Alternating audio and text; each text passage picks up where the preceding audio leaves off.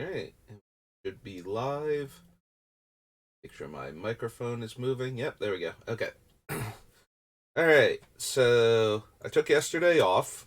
Um, it's Monday, and Monday is both my grocery shopping day normally, and the day that um, the weekly things happen in Opera Omnia.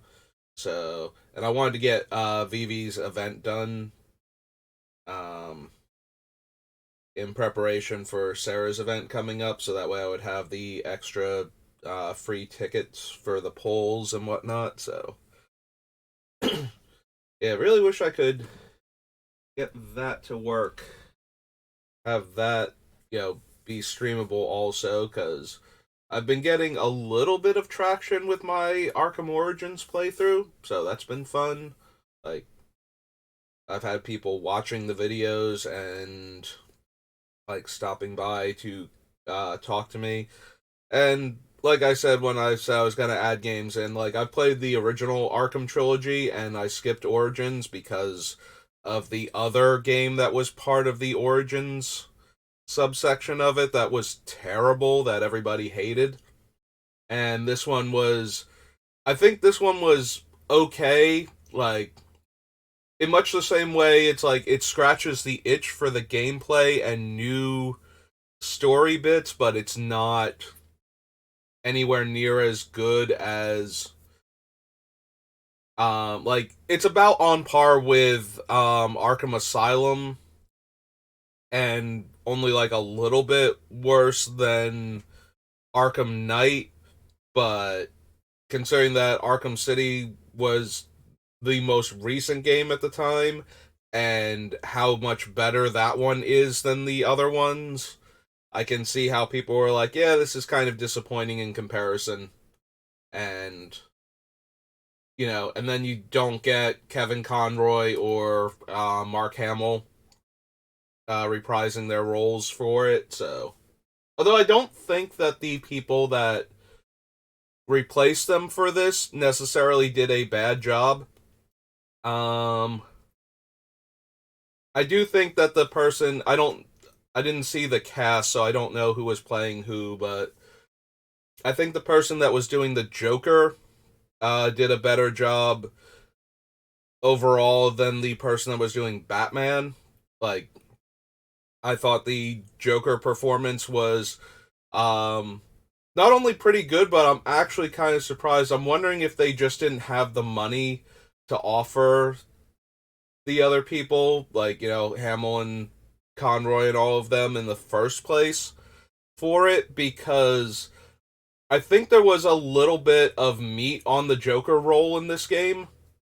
That I think, considering that Mark Hamill's been doing the voice of the Joker for like 20 something years now, I think he might have found like some fun in this particular iteration, because you get the whole Joker responding to his first encounter with Batman and in the psych ward talking to pre Harley Quinn Dr. Quinzel about it, but in a generalized way that kind of starts pulling her in to set up her becoming Harley Quinn.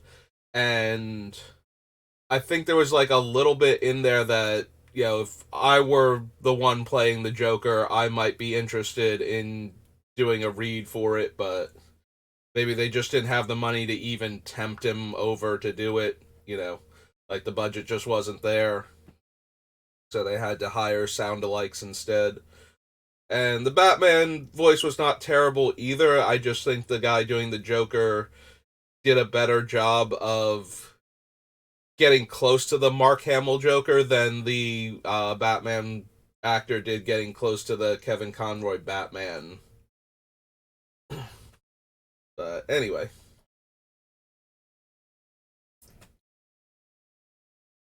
yeah, game was short, which threw me off also, although apparently there's a whole lot in the post game that you just wouldn't have been able to do, and I am still working on tracking down the Riddler. And every time I think I'm close, I realize I got like a dozen other things I gotta do. Yeah, I'm starting to think that the Riddler is for 100% of other things. Like, you cannot get to him until you have done basically every other story related thing to unlock all of the areas that you need to be able to get all of his things and then actually win the game, you know, and beat the Riddler. So, and if you have ever played any of the Arkham games to completion, you know that the most satisfying thing is stopping the Riddler. Like, yeah, Joker's got all these plans and he's doing evil things and you gotta take him out and all of that stuff, but after, if you have tried and gotten close to beating the Riddler, you know how insanely obnoxious he actually is, and by the end of the game, you're just like, no, I gotta get the Riddler. I gotta do a thing where this guy loses because he deserves it after all this. Also, they're not riddles. Like, especially in this game, they're not riddles. Like, the other Arkham games all have actual riddles in them where the answer is a object you can scan somewhere in the game with your detective vision. Sorry, I just ate and now I'm talking a lot and now my throat's getting all phlegmy again. But yeah, there are actual things that are riddles, in addition to all of the other non-riddle stuff that he's always doing. Um, but in Arkham Origins, there is literally nothing to scan in that way. The only things you can scan are crime scene evidence for the like crime report subplot that you can do, and you can scan things like his the equivalent of the Riddler trophies to note their location for when you come back later when you can't get to one of them. And those are the only two things that you can scan in this game. You can't actually scan anything to get like answers to riddles the way you can in the other, like the three mainline Arkham games, so I did find that a bit weird that that was left out. So yeah, he functionally has no real riddles anymore. They're all puzzles or janitorial duty or picking up litter. In some cases, it's just like, oh yeah, no, it's just this data pack of blackmail information is literally lying here on top of the steel girder on the bridge over, like, that spans the river going into Gotham, and it's just lying here. And there's absolutely nothing protecting it from the elements or, you know, from birds landing on it and pooping on it, and like, just sitting there. There's one where the whole thing is it's inside a fenced off area that you have to glide to get onto because you can't, the fence is too high for you to auto climb and there's no grapple point, so you just have to like float down onto it. Like, that's your master plan for protecting this encrypted data. Like, you put some of them in these little boxes that require a hacking device and password confirmation and whatnot in order to get into, and then you just leave this one in a fenced off area on top of a building, just randomly in the city. And then there are the ones where you're like, there's no way the Riddler got here. Like, how did he put this here? I had to grapple, like, you know, there's this destroyed laundry room in a hotel that the Joker took over, and in this little cranny up above this shattered like floor area is a one of his data packs. Like, the Riddler did not climb in here and, you know, like bring his splunking gear and ropes and pulleys and get himself up here to put this thing here. How did this get here? But that's been a joke slash complaint of Riddler things since I played Arkham Asylum, and I'm pretty sure everybody else did. You know, you're standing on top of this building in the far corner of Arkham Asylum, you know, like 5 stories in the air on this little, like, decorative cathedral on top of it, or not cathedral, like gazebo on top of it. The Riddler did not climb up here and put this trophy here. I have no idea how this got here. He paid people to do it. Something. Riddler did not climb all this way up here. He does not have the physicality for it. Anyway, I have been having fun playing Batman, though, because I like the Arkham games, so... Although Origins has also been super glitchy on the PC. I mean, I knew that about Arkham Knight being a major problem. Like, its release was one of the worst PC ports ever. Like, it might just be because, it was a popular series and a popular game, so it being so buggy on release got a bit more spotlight and press and, like, more people's attention because they tried it and saw how bad it was, but my god, was that thing supposedly terrible. So, but I keep running into, like, weird bugs, like, target enemies that you need to interact with not spawning in, or not being able to be interacted with because one of the other villains, like, I had this last night where I had beaten up everybody at the crime scene, and the one guy was, like, panicking and begging, and you're supposed to press the button to interrogate him, and it won't prompt. And then I just see, like, one of the bad guys wandering around the fountain nearby, and, like, not attacking me, not aggressive. The music has stopped playing for the fight scene. And I walk over to him, and I'm like, okay, so he glitched out, and now I can't grab the other guy because it doesn't think I've beaten everybody. But I could punch him, and I actually knocked him out, and then it let me do the thing. So there was another similar interrogation scene where I could never get the guy. I think so. One of the other guys either wandered off or glitched through the floor or something, because I did that one time and just fell forever into the ocean.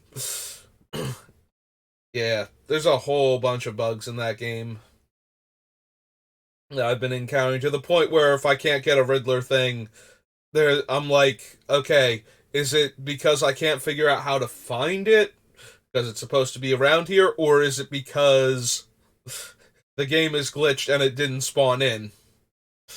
And so far it's always been that I just couldn't find it. Like, it was there and I could not figure it out. But yeah, with all the glitches with, like, the interrogation moments, especially, I wonder, did it glitch on me, or am I just bad at the game and can't find it? So far, it's been bad at the game and can't find it. Also, I had to look up something for the first time for the game. Not the actual trophies, because I knew where they were, but how to get back into the building to explore to get them, because you can't get them the first time through the building. And apparently there's, like, some scaffolding in the hotel that you need to climb up to that's not super obvious. So, but I did need to look up how to actually get back into the hotel to collect the things, and not how to get um not how to get them once I was in there. So, alright, Jin-Gitaxias. That's like almost 15 minutes of rambling about the other games I've been playing, but it's all part of the channel, so, Plus, you might not know I'm also playing Batman. And you can go watch the VODs on YouTube at SBR_BLD.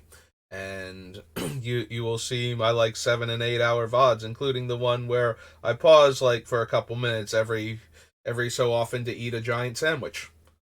Because I was hungry and my dinner had shown up that day, and I wanted to eat while playing, and I did not consider that I was not going to be able to eat this sandwich and play Batman at the same time, so it was either stop playing for a while and eat the sandwich, or eat the sandwich and pause the game and, like, take a couple bites, restart the game, get somewhere else, pause, take a couple bites. And that was the tack that I took, so.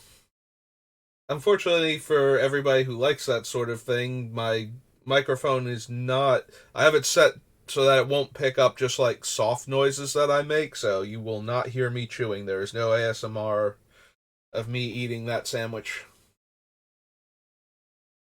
Alright, so Jin has 133 cards selected. So, Jin needs about half of his cards and a few extras cut. Jin-Gitaxias is by far the closest to being done from the initial build that any of my commander decks have been this entire time. And I think we owe most of that to the fact that I've been getting better at not putting cards on the list that we are never going to use, um, which was a thing that started happening in like more recent sets as I've been getting faster and better at doing this thing.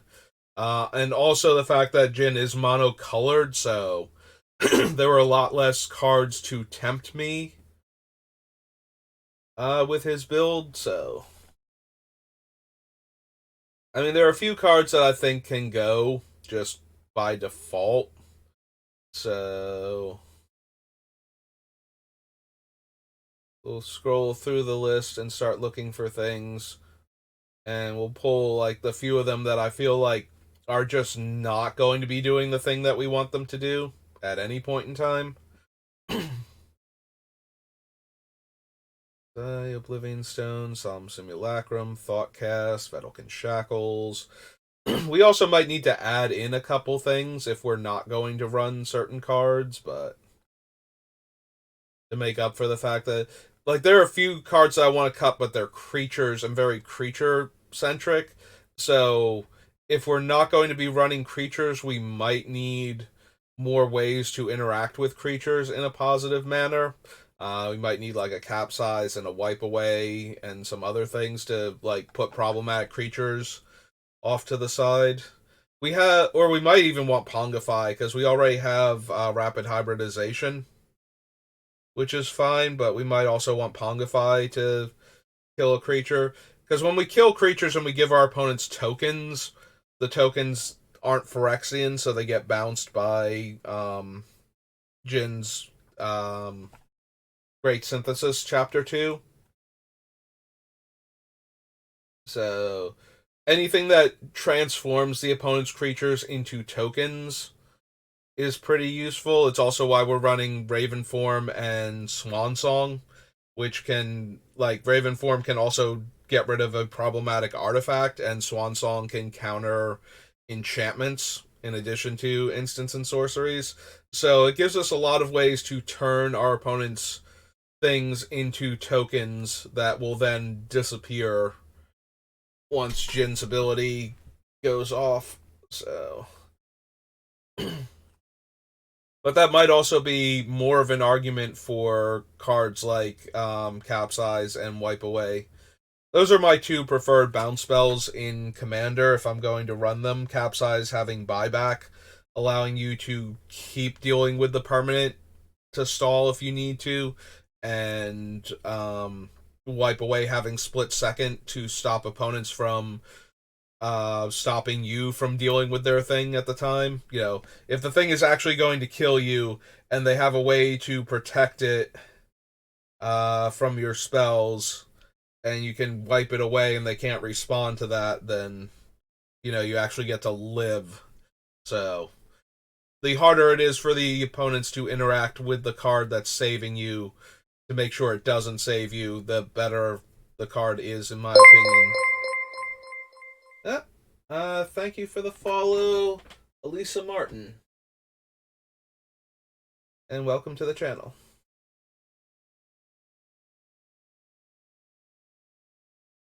So yeah, those two cards are my go-to. One for repeatability, one for lack of opponent's interaction with your answer. Let's see. Yeah, so far all of these are fine. I think the two biggest cards that I wanted to get rid of are uh Grazalix and one of the other cards from Adventures in the Forgotten Realms. Like those two just seem like they were early picks, which is always the thing when I'm going alphabetically and we start in Adventures in the Forgotten Realms. There are a lot of options to get rid of them. Probably gonna get rid of One Mind also, and Winged Words. We do not have enough creatures in the deck, honestly, to make these things consistent. Also, we don't have enough humans so that we can pair it with Jin in order for Of One Mind to be cheaper. Oh, Demi-Lich. Demi-Lich was the other one that just doesn't look like it's gonna do the thing. So yeah. Demi-Lich I even said was probably not going to make the deck when we were pulling it out, but like even more so, it just does not seem like. I appreciate that, and thank you, Alyssa. Demi-Lich seems even less likely to work now because we actually don't have enough cheap instants and sorceries to make casting it super easy. So the only thing that it has going for it is that it's basically 4 mana in our deck. Um, like it's not going like the quad blue is not really a factor, but yeah, he's never going to be much of anything. We can cast a couple of spells for free, but most of our spells aren't even like we have a lot more reactionary cards in this deck to try and protect all the cool things that we're eventually going to do. So yeah, those two almost definitely, and then we've got a few others that are on the chopping block at this point. Might be able to cut Staff of Nin, and I don't think we're adding Mind Unbound to replace it either. Like, I don't think we need either of them. Actually, here we can definitely cut Winged Words because I think I have like 5 or 6 flying creatures total in the deck, so I don't really want to run a divination. If it were an instant and had the ability to be cast for 1 less, I'd be interested. But yeah, we have like Cloudkin Seer, um, the Thrubbing Bird, 2 Sphinxes, Emrakul. But when we're if we have Emrakul in play, I don't think we care about drawing 2 extra cards at that point. Um, and then like I think 3 others, 4 others. We can make like the bird token with the one guy from Dominaria United if we want to. So yeah, I don't think we need Winged Words. Alright, there's also Amphin for the whole exiling a creature and giving them a token to replace it. I did forget that one. We also don't have as many good blink targets as I thought we would for Displacer Kitten, so probably cut that. We probably don't need the Meosian either. It's fun because we get the we cast it, so it would come in with its counter. But we also are not going to have like most of our big bomby permanents are the legendary Eldrazi. So unless we copy like a cityscape leveler or something, we're not getting a whole lot out of him.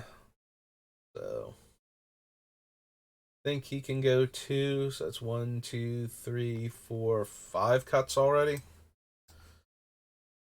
which is not bad for such a small list. So that brings us down to 128.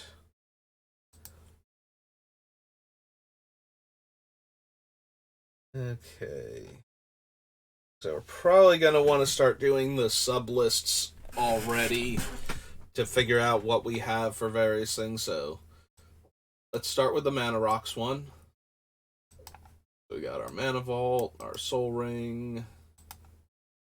Because I definitely put a ton of these in with the idea that that's how we're going to ramp with Jin.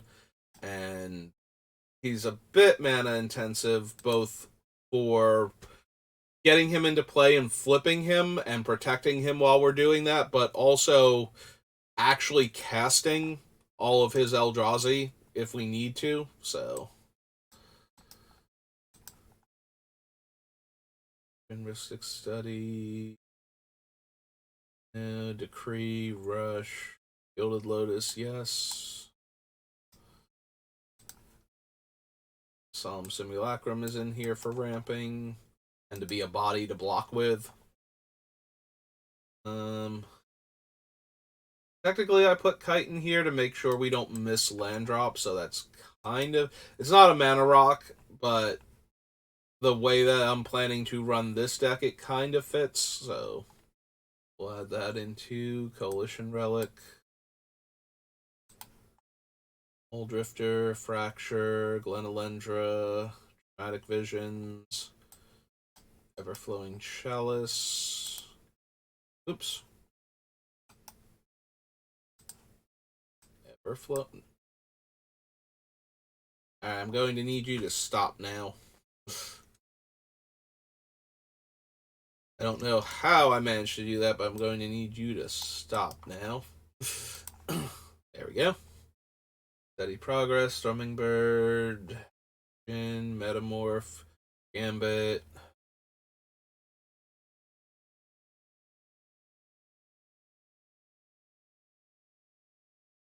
On Archive, yes.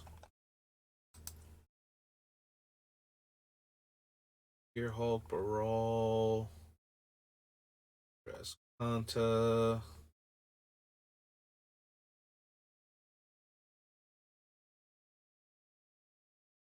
Of One Mind, Confounding Conundrum, Skyclave Relic, there we go. Take that. Old Raven form, saw it coming. Reckoner, offer, wiretapping.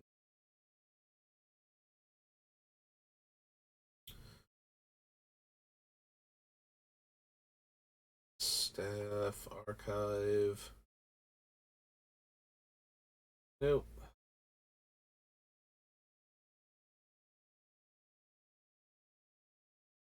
Signet, yes.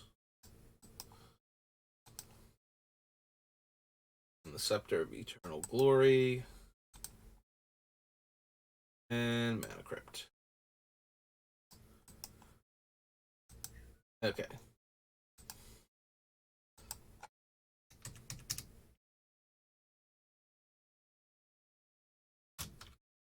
Rocks.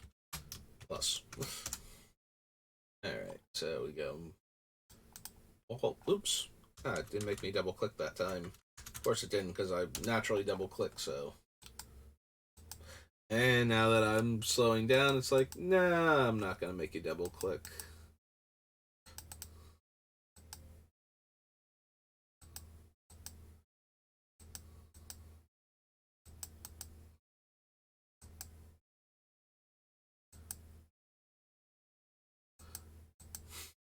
Like, what was the difference between how I clicked on the other ones and these ones that there were two of them in a row that it's like, okay, nope, you can click on it once and I'll put it on the list. And then the rest of them are back to double clicking again, and it's just like, okay. Are there any of these that are obviously cuts? Because right now I don't feel like there are. I kind of like all of them, so this becomes more a question of, are there any that I can just go, yeah, no, those can go, and I don't think so yet, so we'll probably wind up cutting a couple of them in the long run, but there's nothing where it's like, yeah, no, I have this on the list, but I don't think we're actually going to run it. Alright, let's do the counter spells too, because I have a whole bunch of those on this list being a mono blue deck, so figure out if we have too many of them and which ones we want to get rid of.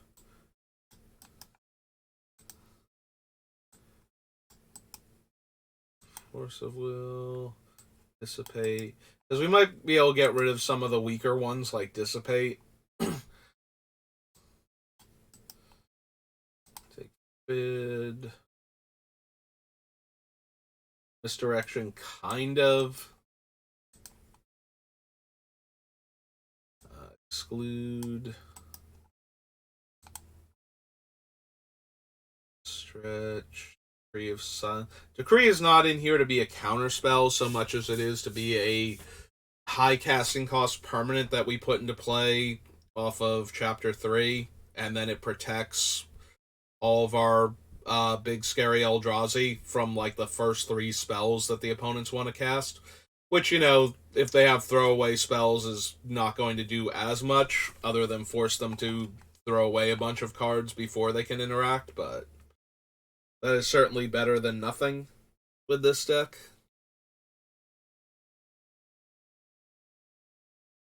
Fabricate, Gilded Lotus, Lightning.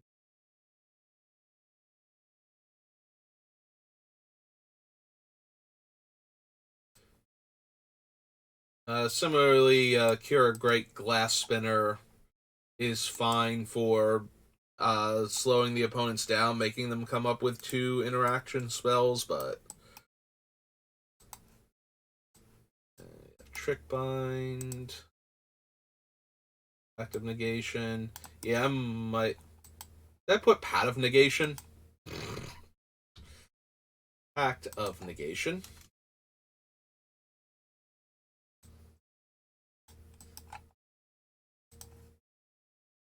Cryptic Command. Dream Fracture. Lendra.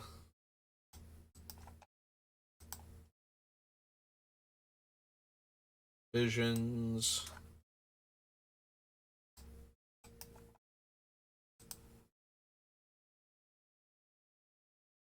Chalice, Jace, Progress, Bitno, Snapcaster, Cyclonic Rift, Curse. Swan Song is a counterspell, so.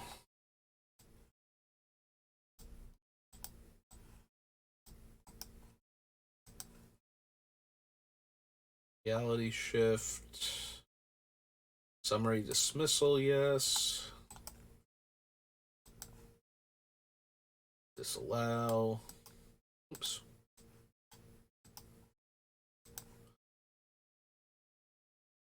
I guess we put Nimble Obstructionist because it is in here primarily to be a counter effect from the cycling ability, more so than that is in here to be a 3/1 flyer. Wishgiver of One Mind, Conundrum, Skydiver, Saw It Coming.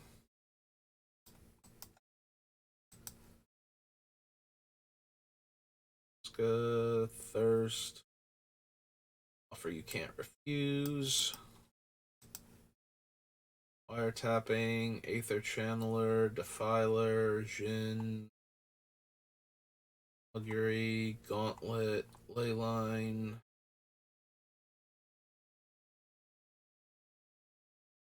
Ageless Sight, Spellseeker.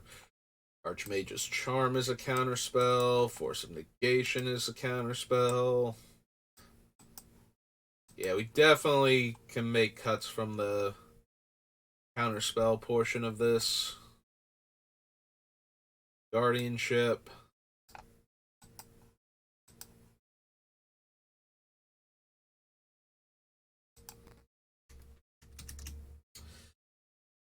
Counters.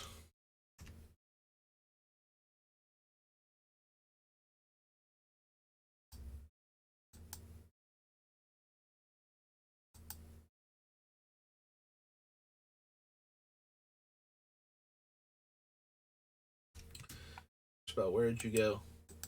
Are you buried on the bottom of the list?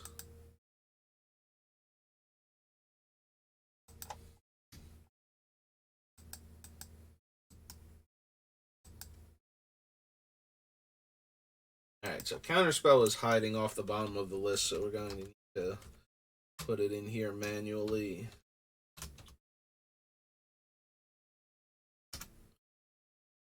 Arcane Denial, Force of Will, Dissipate, Forbid, Misdirection, Exclude, Remand. Fix that in a second. Fear, Trick Bind, Pact, Cryptic, Dream Fracture, Attic, Swan Song, Summary Dismissal, Disallow. Allow again.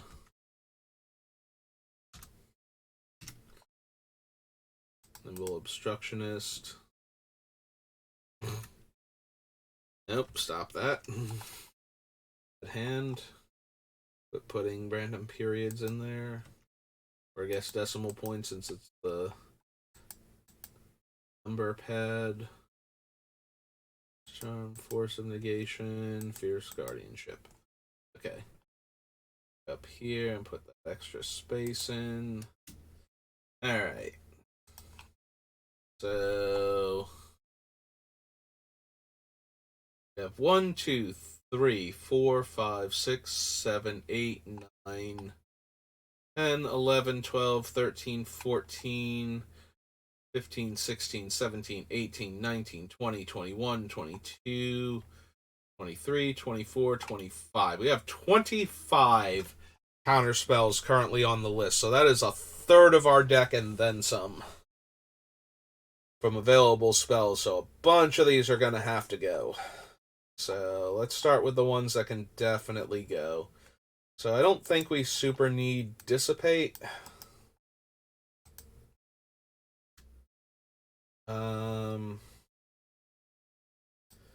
Yeah, Remand is more tempo than actually dealing with the spell. I do like that it draws us a card, but I don't think that's going to be quite good enough. Exclude, only being able to hit creatures. Probably gets cut. I could Traumatic Visions can go. I like the land cycling option on them, but I don't think we need that. I don't think we're going to need the Journey either.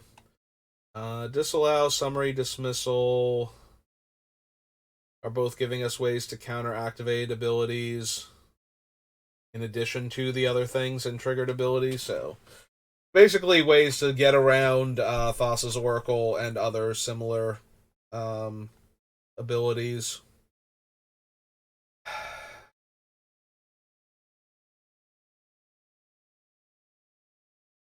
It might be Archmage's Charm. Like, all three modes are good, but none of them are absolutely necessary. Also, gaining control of the low casting cost card is only barely an option for this deck. We don't want to take creatures with effects that won't be restored after Jin bounces everything. Like, we have the Agent of Treachery because we'll theoretically get that card back. And we have Vedalken Shackles because we can retake control of the creature when it comes back if we need to. But things that just gain control of the creature and then will get lost when Jin bounces everything, either because it was a non-permanent thing, like like an instant or sorcery that gives you control of the creature, or the permanent is like an aura that's going to fall off when the permanent leaves the battlefield. So control magic variants, take possession, and all those. Yeah, non-permanent as in the thing is an instant or sorcery, not non-permanent as in we don't get to keep the creature anyway. Um, yeah, we have a bunch of things on the list that are either there because they can be cheaper, because they have other things they can counter, or because they draw us a card in addition to countering the spell. So we are kind of super heavy loaded up here.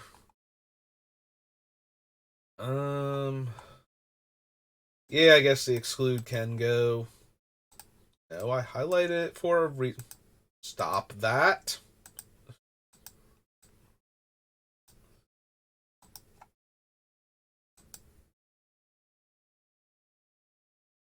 I have no idea what's making it like do a line break all of a sudden, like what I'm accidentally clicking on. Um, Saw it coming. Can be cheaper. Archmage's Charm has versatility. Force of Negation can be free. Fierce Guardianship.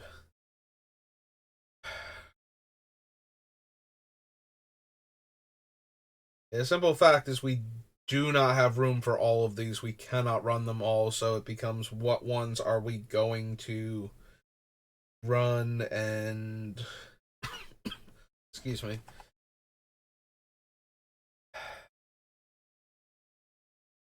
Alright, as much as I wanted the ones that let me draw replacement cards, I don't think we need Arcane Denial or Dream Fracture. I have a soft spot in my heart. I already told this story about Dream Fracture on one of the other streams for Building Jin, but that card and I go way back. And it was just one of those things where it just lined up perfectly in the format that I was running it in, so I'm gonna miss you, Dream Fracture. But sadly, I don't think this is the deck for it. We can probably cut Forbid. We have a lot of card draw, but a lot of it's like big bursts of cards rather than repeatable like single extra card draw each turn, so like it's more draw like a handful of spells from this sorcery than it is draw an extra card each turn, which Forbid works much better with the draw extra cards each turn than it does big bursts of cards. It works with both. You need to discard 2 cards to buy it back, but Jin needs a critical mass of cards in his hand, so I don't know that we can afford a counterspell that's only upside is that I can discard more cards to be able to cast it again. And technically you're only going down 2 cards instead of 3 if the Forbid resolves, so it's not a huge deal to use it to buy it back, but because you would always lose the 1 card anyway, so putting the Forbid back in your hand just means you lost a second card to hold up Forbid a second time. And if you really, really need to counter things, so sometimes you just have to accept the fact that you're going to go down in card advantage to not die to the thing that you're countering. But we have so many other counters, and we do not have room for all of them. Like, we need to cut more of these. There is no way all of this is making it into the deck, so.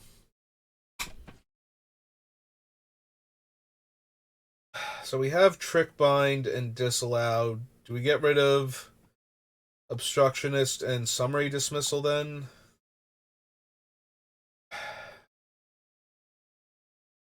It always feels weird to cut a card like Summary Dismissal, but the decks where I have Summary Dismissal in my other blue heavy decks don't have Swan Song or Nimble Obstructionist or Saw It Coming or an Offer you can't like they don't have most of these counter spells, so the question is, does this deck need the other offbeat counter spells, or does it need whatchamacallit, does it need the more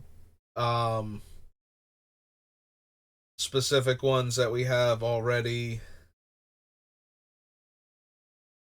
Yeah, I don't even know where. Like, we got a whole bunch of very varied counter spells. Like, some of them are very situational, some of them are very modal, and some of them are free under the right circumstances. So we're kind of all over the place with what they allow us to do. So what combination of them is where we want to be?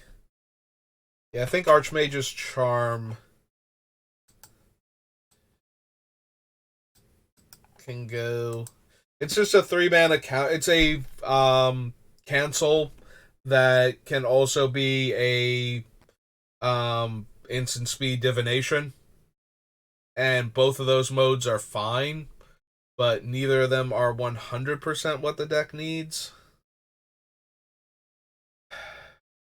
Although maybe if I leave in the Archmage's Charm, we can cut like Stern Lesson or something. Like, we can leave it in as a card draw spell that can be a counter spell instead of in as a counter spell that can be a card draw card draw spell. Alright, so let's leave the Archmage's Charm in for a moment. Let's look at our card draw. So we'll cut that from this list, then we'll cut these from the main body.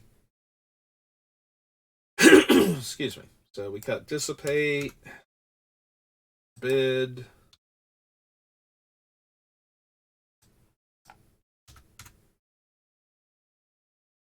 Arcane Denial. Well, Dream Fracture first, I guess.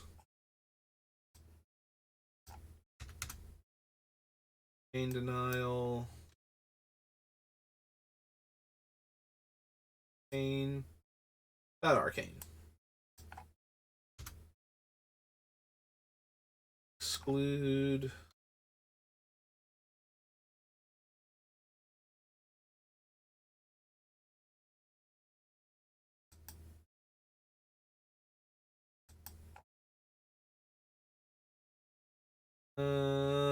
Huh. Alright, exclude was from Invasion. Did I accidentally cut it off of the list? Nope. Oh, I misspelled it. Or I accidentally deleted the C when I split it the other time. Okay. So, exclude. Dramatic Visions.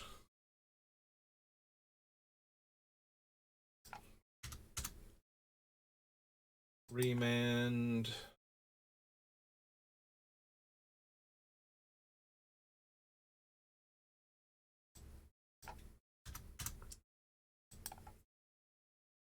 I do Dissipate already? Yeah, I started with Dissipate and then did Forbid. Okay.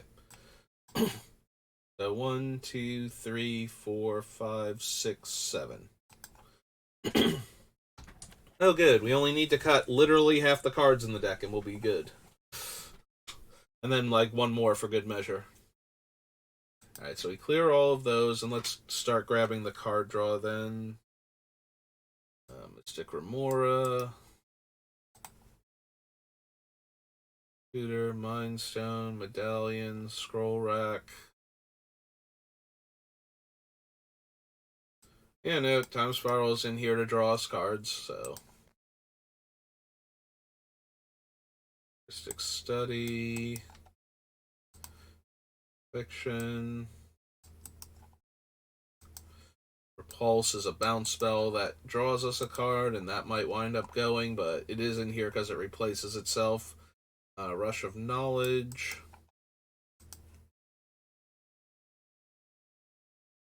Mind's Eye. Hotcast.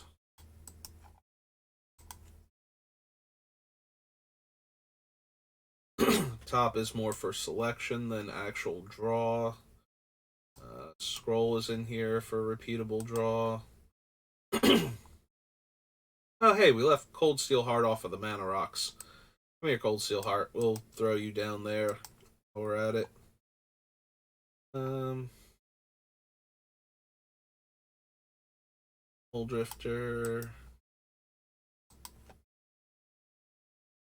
I mean, Jace is in here for his Brainstorm more so than anything else, so. Do we want to put the 3 Proliferate cards down there? I guess so, just to keep track of them, because they are in here partially for their card draw effect, but also because of their interaction with Great Synthesis. I mean, we did put Jin on here because he draws us 7 cards, so I guess. Like, we're not putting Kozilek in here for the draw 4. We're putting him in here to be a giant annihilator Eldrazi. But we did put Jin on the list partially because he draws us 7 cards when he's in play. Even though we should not be able to cast him with any level of consistency outside of activating his own thing on his other card, so. Archive is in here for ramp, and card draw is a secondary effect of that, so. Hieroglyphic Illumination.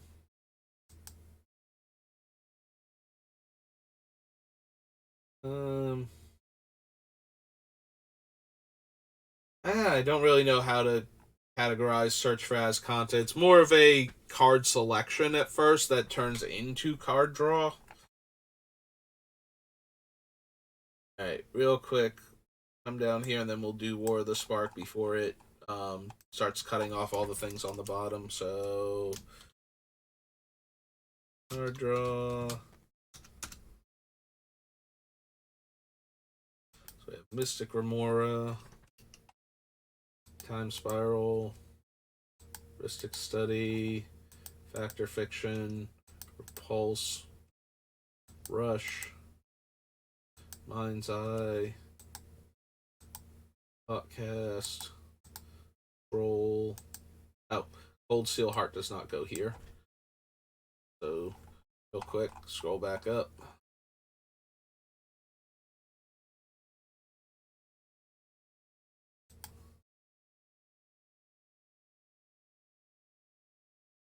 I believe Cold Steel Heart technically goes here. Okay.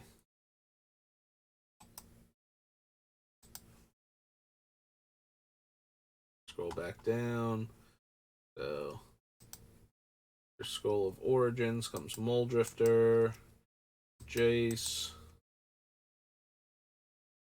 Steady Progress, Blue Suns, Consphinx, Original Jin-Gitaxias, Gambit, Hieroglyphic Illumination, go to War of the Spark. Hey. Yeah, Hieroglyphic Illumination, search for Kanta, Contentious Plan,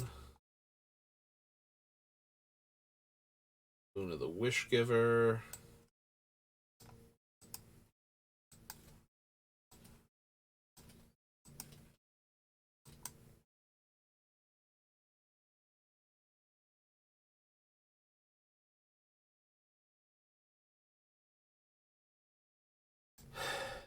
guess Jace is technically in here as card draw, so we'll put him down there too. Behold the Multiverse. Archmage Emeritus is in here to draw cards with.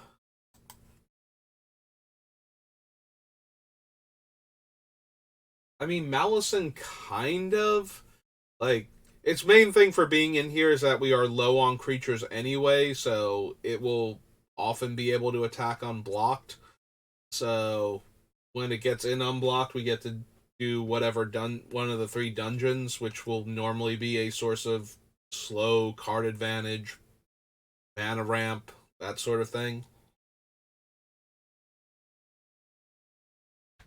Now, if we get to draw a card and make a treasure over the course of a couple of turns, and it's not like it super matters if it dies, oh no, we're out the random effect of the dungeon that we were getting. Oh, sorry, the Jin-Gitaxias definitely goes on the list though. Like, we might wind up cutting Malison because it's not doing enough. That's the harmless little thing that it is. Bankbuster is in here to draw us cards. Wiretapping is in here to draw us cards.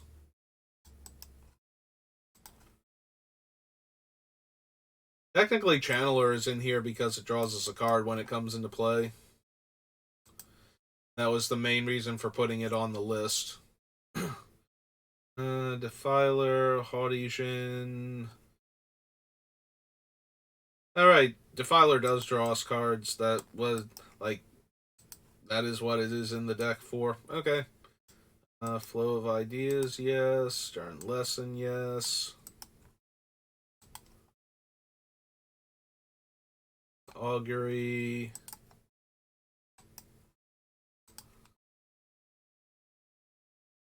Staff of Nin. Archive.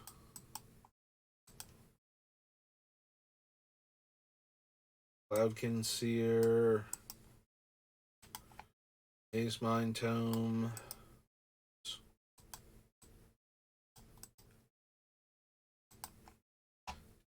Insight, Seeker, Charm,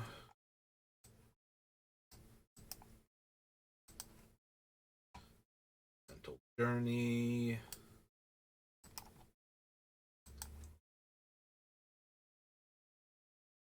Atlas.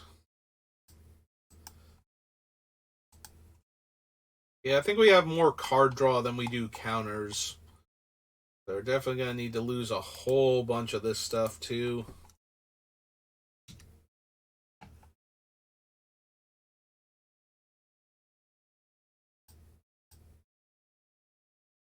Interest Plan.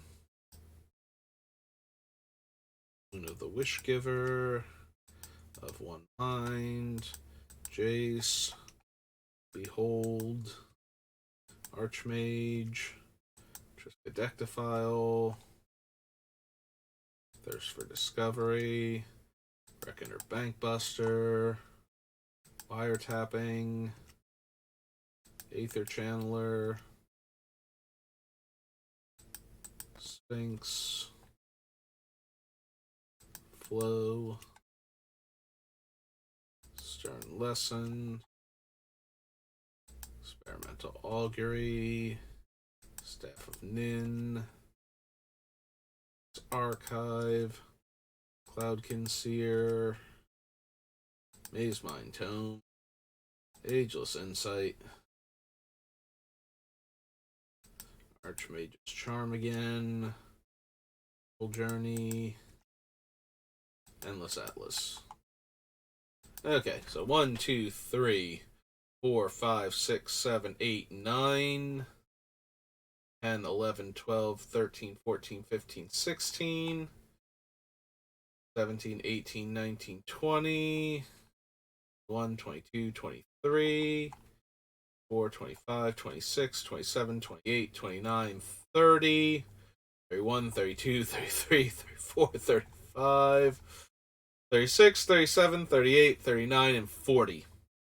So 2/3 of the deck right now wants to be card draw, so a whole lot of this has to go. Alright, let's go for some of the more obvious stuff first. Time Spiral, Heuristic Study, Factor Fiction. Repulse can probably go. I think I'd rather have the better bounce spells if we're going to run them. Thoughtcast is only 2 cards, 3 cards with Jin's front face. So I'm inclined to cut that one. Yeah, we can probably get rid of like Hieroglyphic Illumination and Boon of the Wish Giver can go.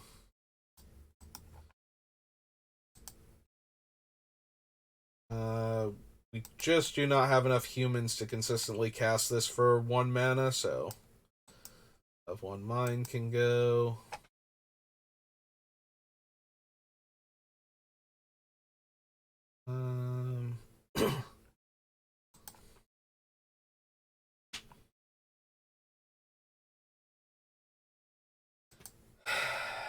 Can probably cut the Bank Buster and the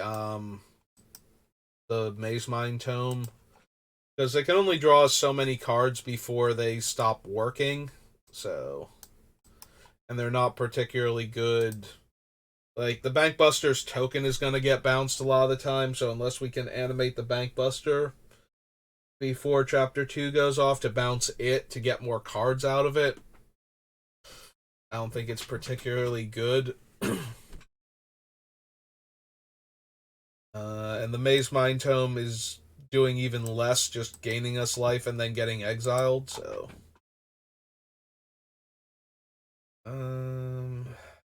Mental Journey we don't need. Yeah, I think we're better off with cards like Endless Atlas.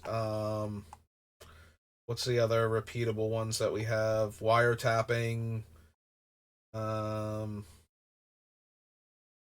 Planeswalkers. Yeah, I think all of them are just better than Maze Mind Tome and Bankbuster for this deck. Scroll of Origins. That's another one that works better in this deck. Mind's Eye is much better. Um, yeah, we can probably cut the Thoughtcast. Yeah, things that are only drawing us 2 to 3 cards once have to be doing something else in order to make it into this deck. Proliferating is a huge deal though, so those all get to stay for right now. Um,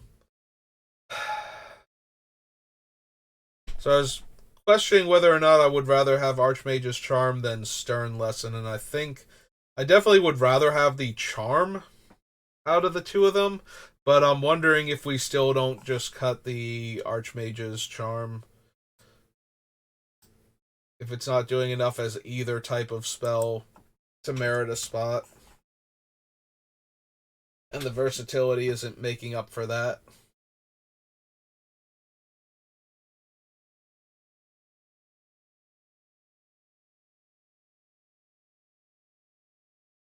Flow of Knowledge draws a ton of cards. We can probably get rid of Thirst for the same reason we're getting rid of all the other ones. Yeah, I just don't see us needing Archmage's Charm. It's not good enough at any one thing that it's doing to make its versatility something that I desperately need. Behold and Factor Fiction are probably the closest pure card draw spells that are only going to net us 2 to 3 cards. Behold has good card selection and can be cast really cheaply. And Factor Fiction, Factor Fiction. It's just too good. Um, and it still might get cut because it's only a one-shot thing, and we might need stuff that's doing other things or giving like Rush of Knowledge. Even without one of the giant things in play, like if we cast Rush with Jin in play, we get to draw 6 cards. So I think that's big enough as a baseline. We even still get to draw 5 cards with the Great Synthesis flipped over because of how they changed double face cards so that the back face does technically have a mana cost or a mana value, even if you can't cast them as such. So,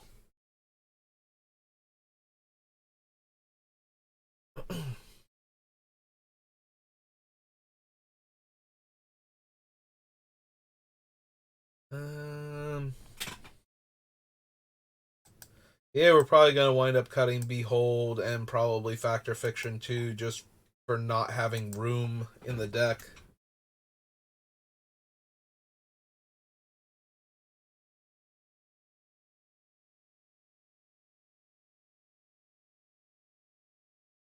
Yeah, I think all of the other like one shot card draw effects are stronger in this deck, or potentially stronger. So like Blue Suns, we have a ton of colorless ramp, so casting it for a large X value is not unreasonable. Um, Gambit proliferates, Steady Progress proliferates, um, Contentious Plan proliferates. Those are all repeatable. Those are repeatable. That's we might wind up cutting Aether Channeler and Cloudkin Seer, which is just cutting more of our creatures, which we have very few of to begin with, that will come out before we flip Great Synthesis, which is a little bit frustrating because then we just don't have ways to interact with creatures reasonably. Like, we're putting an awful lot of pressure on rapid hybridization, um, Curse of Swine, things like that, to keep us alive if our opponents want to keep attacking us. And at that point, we're downgrading their creatures by removing abilities, not stopping them from punching us in the face if they really want to.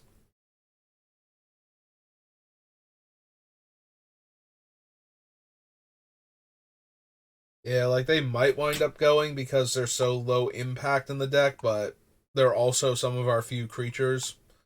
Alright, so.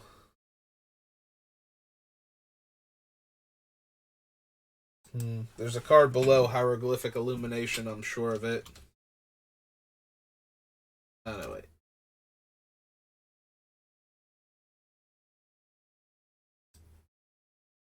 So, oh, right, we don't have to do it that way. So, Illumination, Boon. At least I think there is. Of One Mind.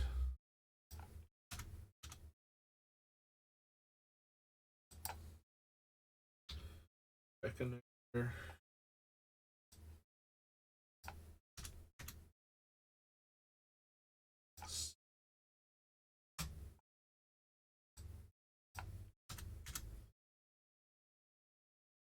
Phase Mind.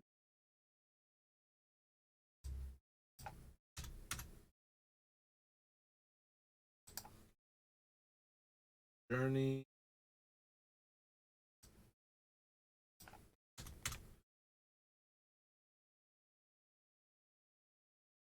Cat.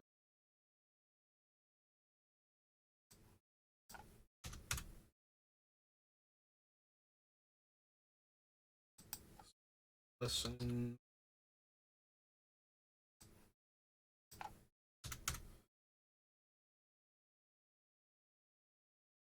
Thirst.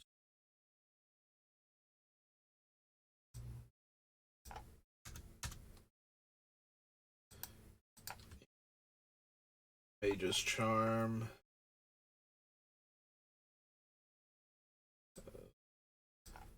On there. Then this sublist. Arm.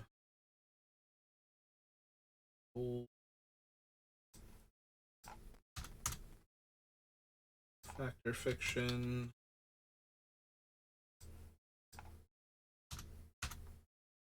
Repulse, that's the one that should be below Hieroglyphic Illumination. And we found it. Okay. That's good. Alright, so 1, 2, 3, 4, 5, 6, 7, 8, 9, 10, 11, 12, 13, 14.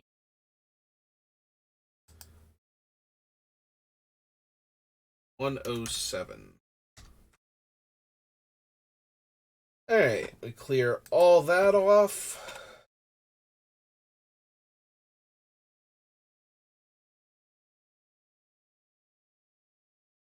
Alright.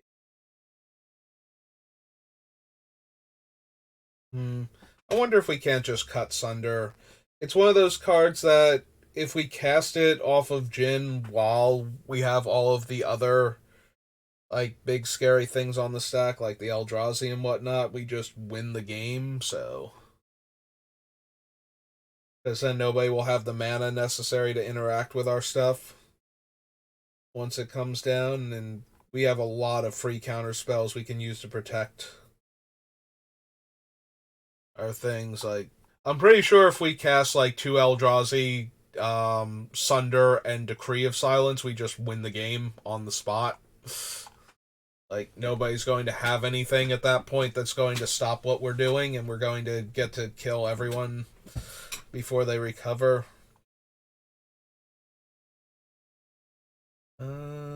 O-Stone, Solemn Simulacrum, Shackles. Might not even. I mean, Shackles actually helps with our low creature count since we're gonna have heavy islands. Being able to steal the opponent's creature and using it to block seems alright.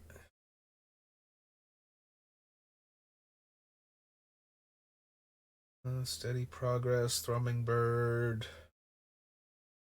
Zenith, Sphinx, Cage Sun. I didn't put Cage Sun with the ramp cards, which technically it's in here specifically for that. Clever Impersonator, Reality Shift. Yeah, I don't think we actually need the Impersonator. It's one of those cards that I always kind of think of for decks when I see it because it has so much versatility in what it can become.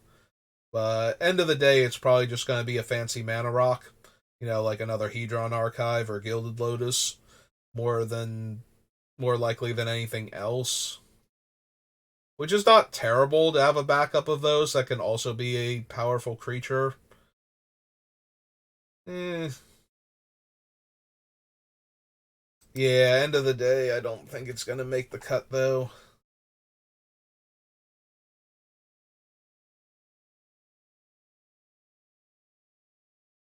Search for Ascanta. Yeah, we cut a bunch of the instant and sorcery speed card draw, so that leaves search primarily getting counter spells.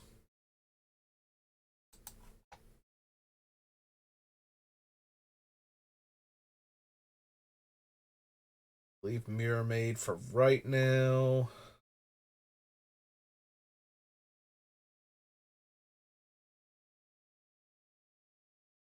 Meredith, solve the equation, haul the storm giants. Yeah, I can see the Malison, the Cloudkin Seer, and the Aether Mage or whatever its name is, all getting cut, which Aether Channeler, which leaves us with a dearth of small castable creatures in this deck.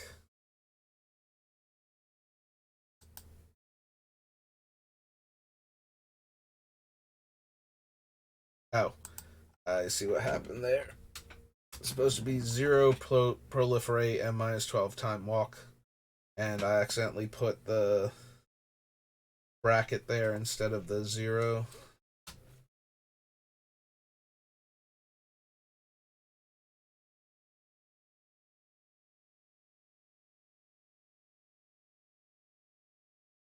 Fine, I'll hammer its archive. Meteor Golem. I don't know that we need Meteor Golem. I feel like once we start getting up into that amount of mana, we're getting close to like close enough to the Eldrazi that we can probably just use them. And putting Meteor Golem in off of Jin is less impressive than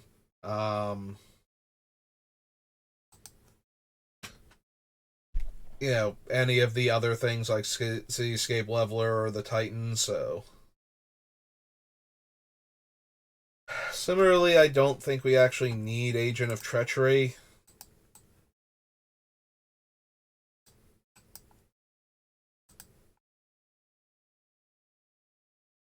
We have so many artifacts that ramp us, we kind of can skip over something in the 7 drop range for something closer to 10 a fair amount of the time. So it's more a question of do we have enough lower casting cost things that we can use here to stall the opponent until we get to this point. 1, 2, 3, 4 more cuts. Takes us down to 103. Yeah, only 43 more cuts and Jin is good to go. I don't think we're going to finish him today, but if we did, that'd be a pleasant surprise. I don't know what I'm going to start working on, though, because I don't want to start in on Omnath quite yet, I don't think. I mean, I suppose we could. He's going to take a while. By the time we're done with card selection, we might actually have the full spoiler for March of the Machine, so...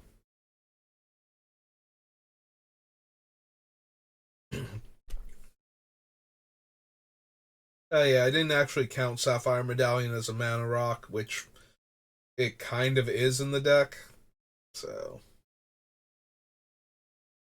Like that's its primary purpose is to uh functionally give us a mana or three in a turn cycle.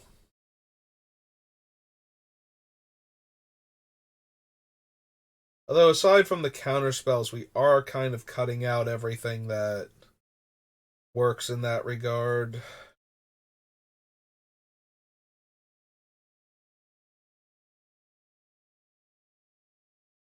Like we're way less likely to cast multiple spells in a turn cycle if we're casting like one big creature or something.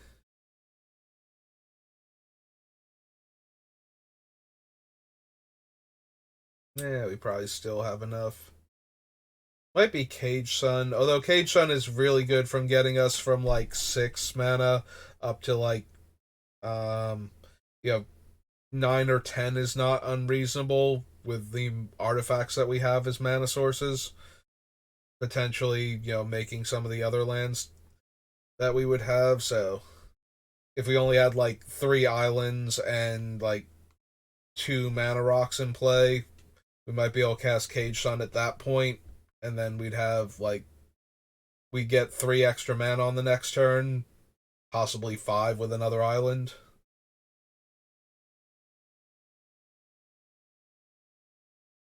Yeah, I'm starting to think that it's as funny as it is to run all 3 Jins in the deck. Core Augur is by far the least helpful one. Like, we're going to get into situations where Jin is just not where we want to be at. Like, we're not going to be able to cast him very often before Great Synthesis Chapter 3. It is nice that if we do cast him, he's a Phyrexian, so he won't get bounced, and he will be in play to draw us the 7 cards from Chapter 2. Or, yeah, he'll be in play, Chapter 2 won't bounce, and we'll get to draw the 7 cards on the turn that Chapter 2 happens, and then maybe proliferate Great Synthesis Chapter 3 and get all of the cool things that we just drew. But yeah, it's more of a win more on theme card than he is like actually helping get to the part where we win the game. So Cyclonic Rift, Rapid Hybrid, Curse of Swine, Swan Song, Reality Shift.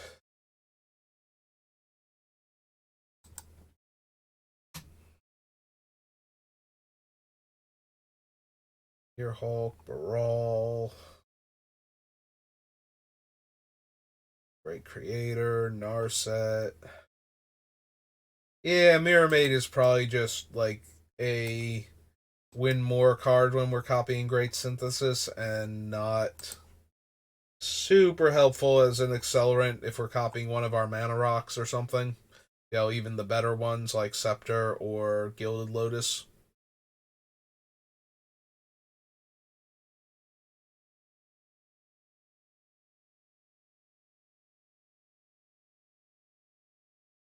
Yeah, sorry, Malison. Like, you're alright, but you're not amazing.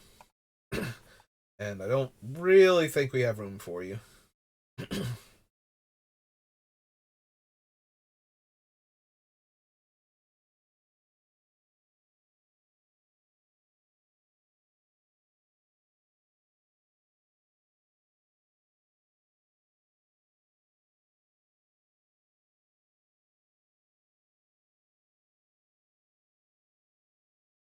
Um. Alright, so I don't think we need Archive and Ageless Insight, so the question then becomes which one do we want? We don't really gain life, but on the other hand, Archive can be cast using entirely our colorless mana from like Hedron Archive and Chalice and whatnot, whereas Ageless Insight is always going to tap 2 of our islands to get it into play. Which, for only 1 mana difference for functionally the same effect, I'm almost tempted to just run the Archive. They're both legendary too, so there's no way we can copy either of them to get even more cards from just having the one in our deck and then, the copy effects. So that doesn't super matter. Um, for determining which one we're going to keep. I actually think it might be the archive, just because we can cast it with colorless mana and leave all of our blue available, or most of our blue available. Whereas if we have Ageless Insight and we have a bunch of colorless mana ramp, we might have to tap out of most of our blue for a turn, so in the early game. Yeah, that's kind of a weird one in that they are functionally the same card, so it's like, well, if you're a mono blue deck, surely 4 mana is better than 5, but we have so many colorless sources that we are running for ramp. We also have like the Ancient Tomb and the um, Temple of False Gods on the list, so we have a ton of colorless mana sources in the deck. So just to make sure we have access to as much blue as possible, like if we only have 4 islands in play and we have to cast, but we have like 7 or 8 colorless mana available, and we have to tap 2 of our islands for Ageless Insight, we're only holding up 1 counterspell most of the time, maybe 2. But if we can tap all the colorless mana at that point, and we have all 4 blue sources, we have anywhere between 2 and, I'm gonna say, like, more than likely we won't have more than 3 different counterspells available, but we might legit have 3 different counterspells available to us if we don't have to tap 2 of our blue mana sources at that point. And a lot of the time that just means that Archive is going to cost 1 more. Every once in a great while, if the I always forget what they're called. They're not talismans, they're medallions.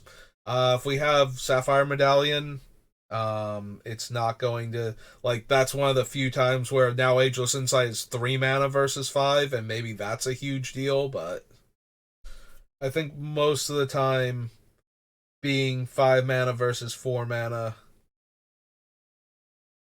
but all of it being colorless, the archive is kind of where we want to be at.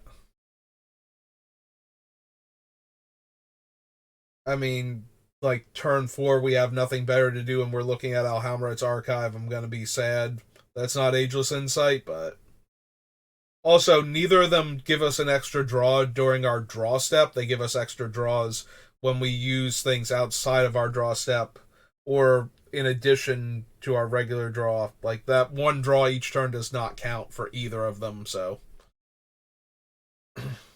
we kind of need other things that are drawing us cards for them to work. Which, fortunately, we seem to have a ton of in the deck.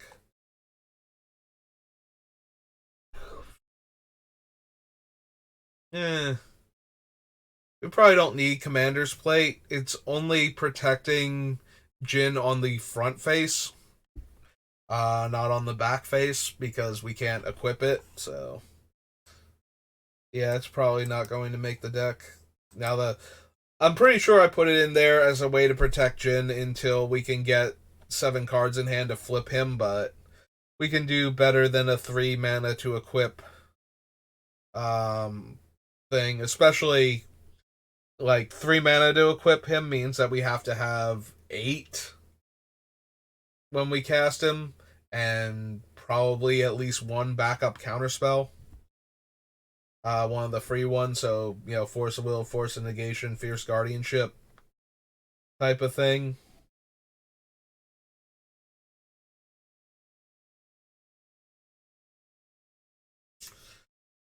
Alright, 1, 2, 3, 4, 5 cards cut now. Does that bring us under 100? Yep. Brings us all the way down to 98.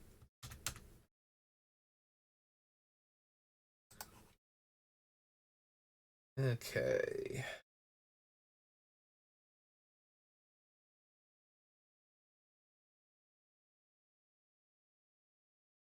Yeah, Sunder's probably just too much win more, not, you know, it's going to be very rare that we like hard cast an Eldrazi and then Sunder so that players have to sacrifice their other permanents and then start attacking with the Eldrazi um before everybody, like, try and hit them before they recover. That way they start losing actual cards and then we all discard the hand size. If I don't have a reliquary tower to work with.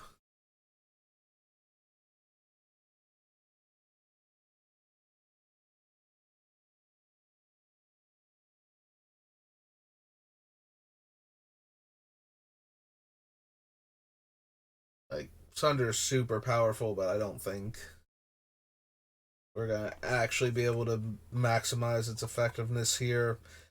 And then when we do use it, then it's just win more. So, like, maybe Decree falls into the same category, but it's slightly better.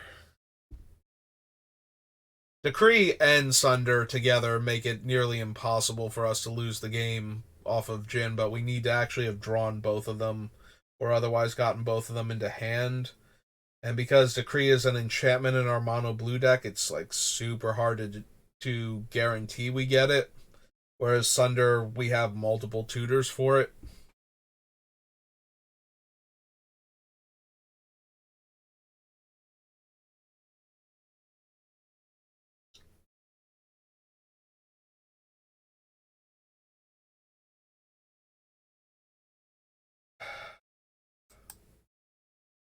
%90 of our artifacts are just going to be mana rocks.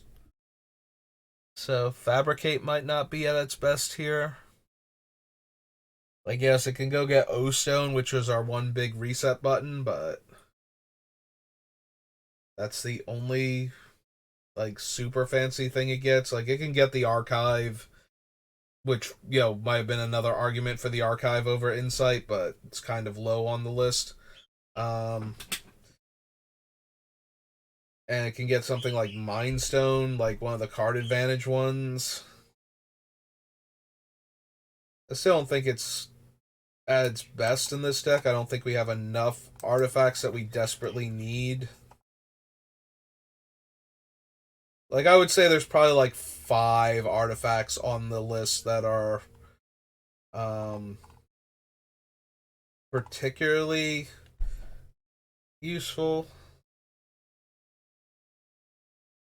Where it's just like if we could get one of these right now, that would be the best. And I think those cards are Oblivion Stone, like Mind's Eye, Vedalken Shackles, Alhamret's Archive, and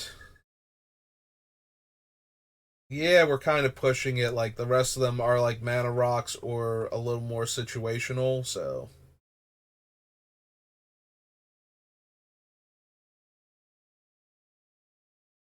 did I say Cage Sun is one of them? I think Cage Sun was one of the ones I listed.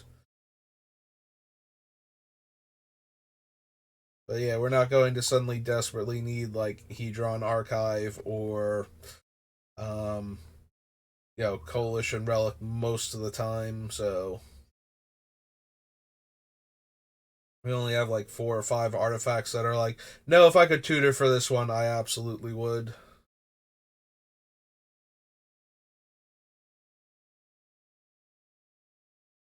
And Leveler. I guess Leveler is technically a tutor target that would put a big creature into our hand. Gauntlet's probably the actual legitimate fifth one. Because that helps us proliferate Jin.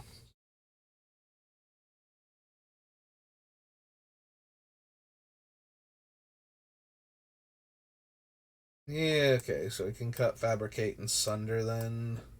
Go down to 96. Oh. Um. We need 36 more cuts. And we definitely need to cut a bunch from the counterspell list and probably a fair number from the card draw list too. maybe like a couple of the mana rocks.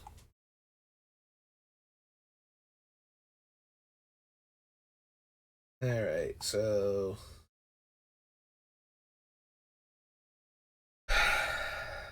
which counter spells do we not need?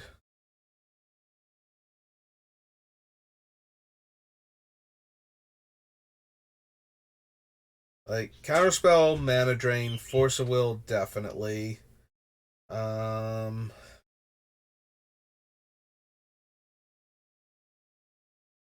and fierce guardianship, definitely. The rest of them are all kind of up in the air. Whether or not we need that one over this one type of deal.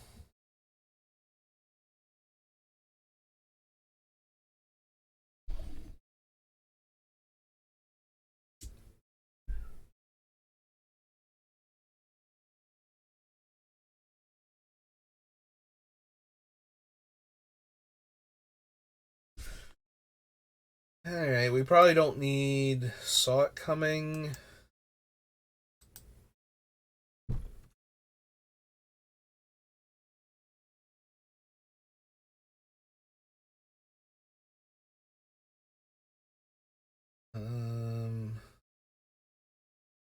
We can either get rid of Obstructionist or Dismissal, I think. Probably. Or Disallow. I think I want to keep Disallow and I want to keep Trick Bind, so maybe we keep Disallow and Trick Bind and get rid of Obstructionist and Dismissal. Maybe that's good enough. Yeah, we cut Winged Words, and we don't have enough other things that care about, Bird or Wizard in the deck. That we need Nimble Obstructionist for that, so.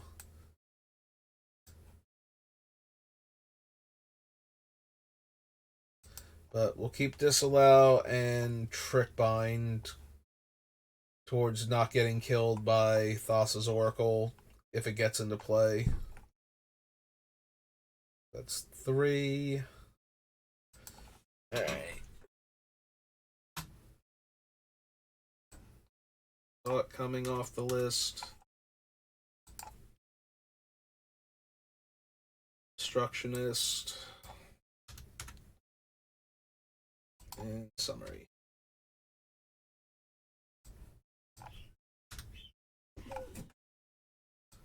So down to 93.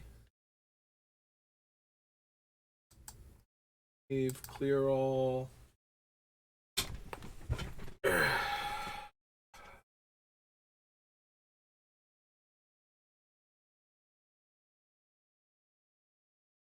Alright, what about card draw?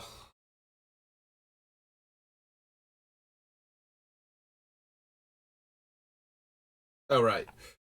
So we cut Ageless Insight from the main body. We figured that one out. So that one's gone.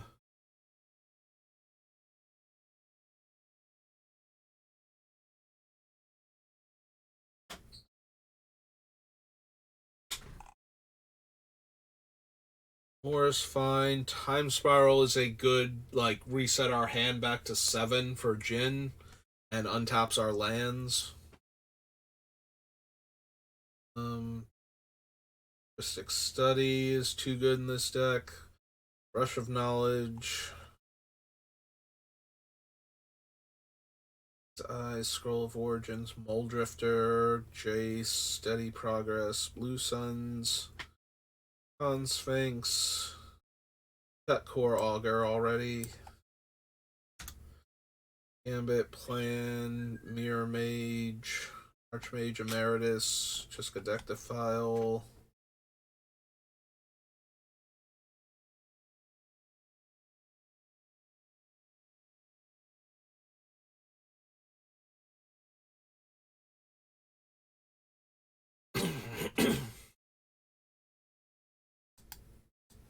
Yeah, I feel like we're not blinking them, so cards like Cloudkin Sprite and Aether Channeler are just too weak.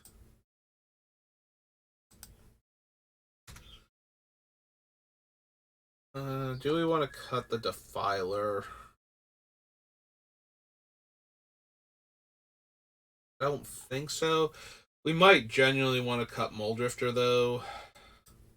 I do like him a lot, but without any ways to reuse him, he's just 2 cards. Yeah, he might be the mayor of Value Town, but he's not the actual best when it comes to that. Which now I'm just cutting a bunch of creatures. Oh, right. 2 L's in Moldrifter. So Moldrifter, Ether Mage. Oops.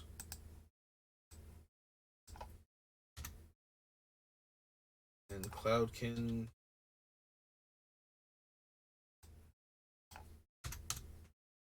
So that's those 3. Brings us down to 90. So cool. We only need to cut 1 in every 3 cards now, and we'll be good.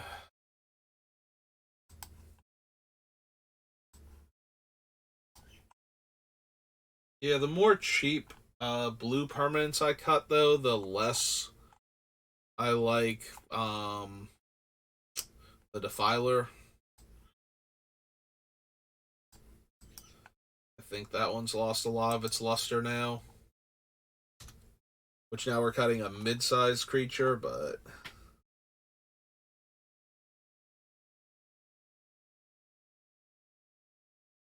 I think there's a whole lot that can be done about that. Blue Sun Zenith, Consecrated Sphinx, Tezzeret's Gambit, Contentious Plan,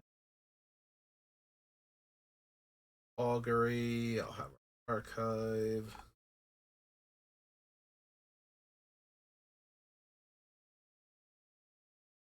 Like, maybe we can cut Mirror Mage.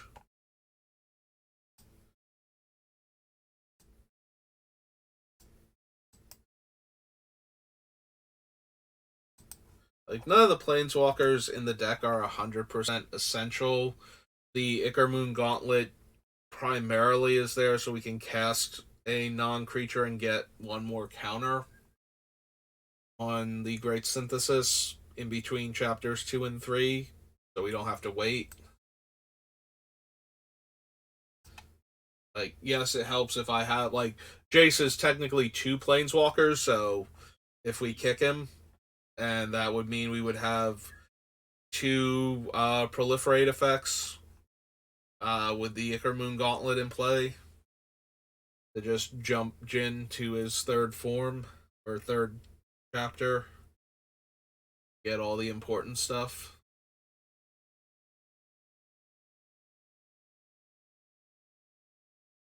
Yeah, I still feel like we need to cut from the counterspell pile too.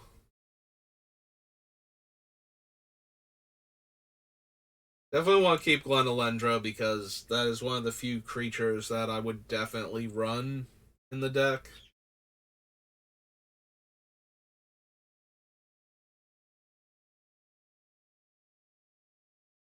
Might be Force of Negation again. I keep running into this issue where we have so many free counterspell options that Force of Negation actually loses some of its luster. It could also be Commandeer. We don't want to Commandeer. I think Commandeer is non-creature anyway, so we can't Commandeer creatures to begin with. So that might not be an issue. Yeah, Commandeer is non-creature.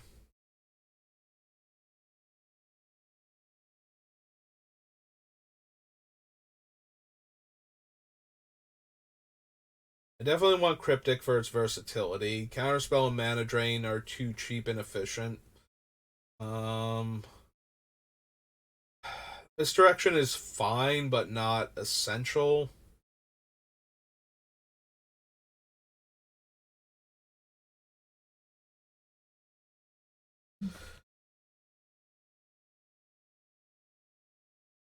Maybe we don't need Swan Song and an offer you can't refuse.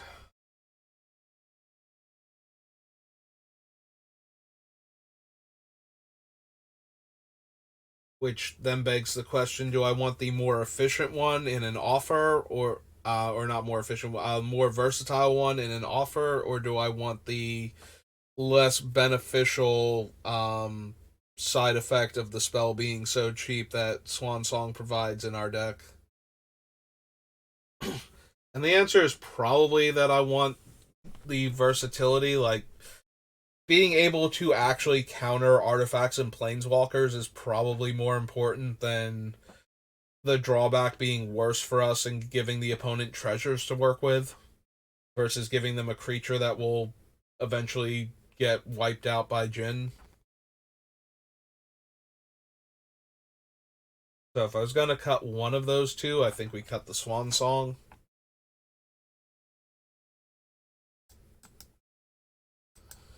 Yeah, I think we're gonna cut Swan Song.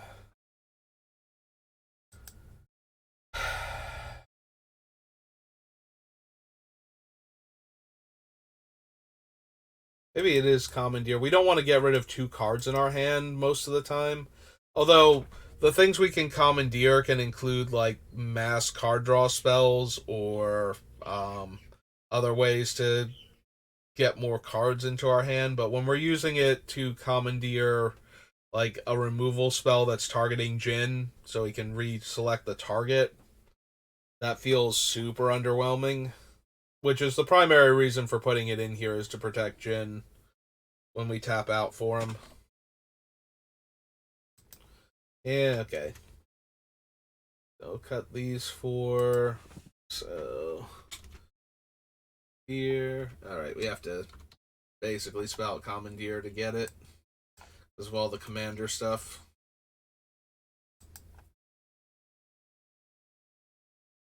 So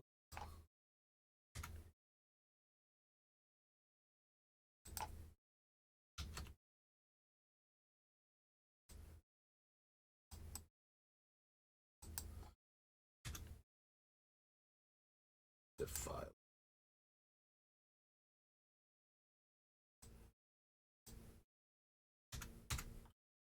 One, two, three, four, five.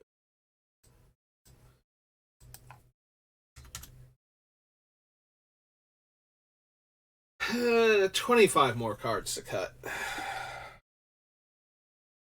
Alright, give me a minute. I need to refill my water. I'll be right back.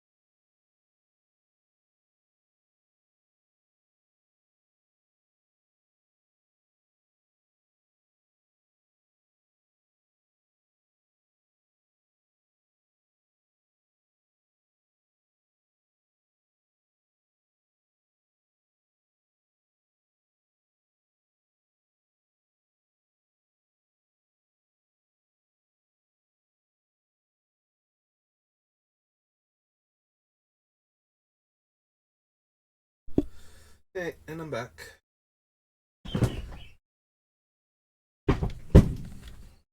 Let's see. Clear that off. Save again. 25 more cuts and Jin's good to go.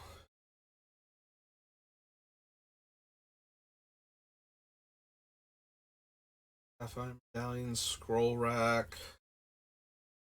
Scroll Rack seems too good when we can potentially put as many cards into our hand as we can. Like, Jin being a draw 7 for Chapter 1 in and of itself is like, we have 14 cards. If, if the hand is not great, we probably have like 10-ish cards we could put back on top and redraw with. So there's that. Do we want Journeyer's Cut? Kind of inclined against it at this point.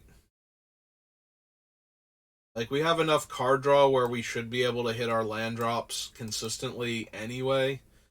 It is a way to functionally, like, 3-tap draw a card, just because it happens to be a basic land each time doesn't mean it's not giving us volume, which is important in this deck, so. We can keep Kira because I want the creatures that we do have to live in most cases, so making sure target removal fails the first time puts a lot of pressure on the wrath effects, and then we only have to counter the wrath, so.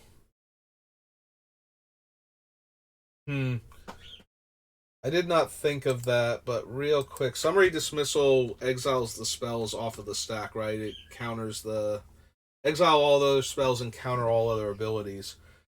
We might actually want to flip that then between Dissipate and Summary Dismissal, or not Dissipate, Disallow and Summary Dismissal. Since Summary Dismissal will stop Supreme Verdict and effects like that. Because if the one way that we can lose is a Wrath effect, and an uncounterable Wrath effect might be too much for us. Yeah, I'm thinking maybe we cut Disallow then and add back in Summary Dismissal instead. So Summary Dismissal was Eldritch Moon.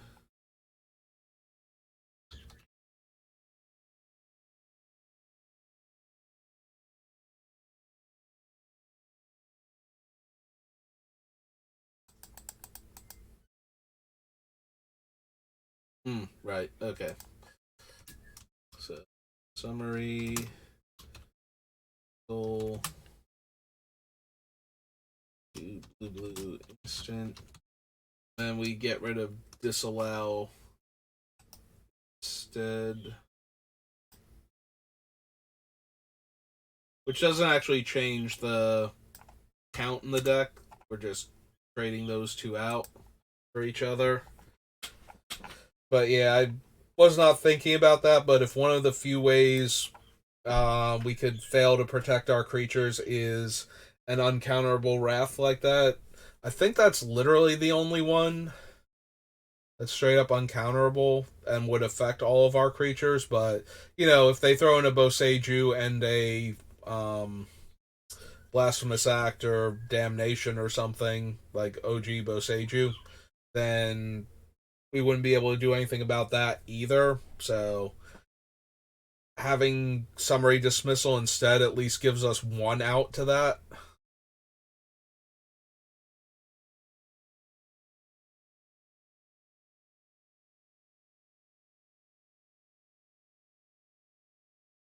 Yeah, I don't think we need Mindbreak Trap, though, would be the other one that would let us save our guys without, like, having to time stop or something.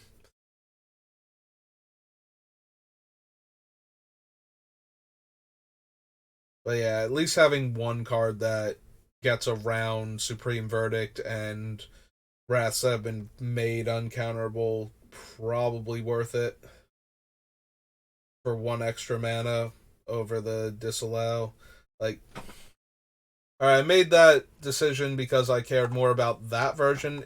Is there a different counterspell that we could take out so that Disallow could stay in the deck?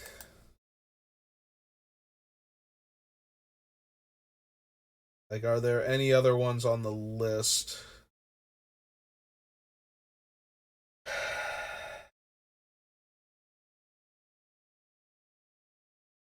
Like, maybe Force of Negation?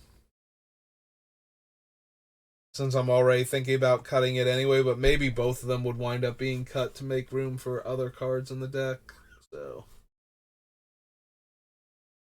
we can always put it back in if I manage to make an extra cut and I want one more counterspell in the deck, but yeah, Force of Negation has a real chance of getting cut still. Just because of the other free counterspells we still have. Um Rush of Knowledge, Mind's Eye, Scroll of Origins, Jace the Mind Sculptor, Steady Progress.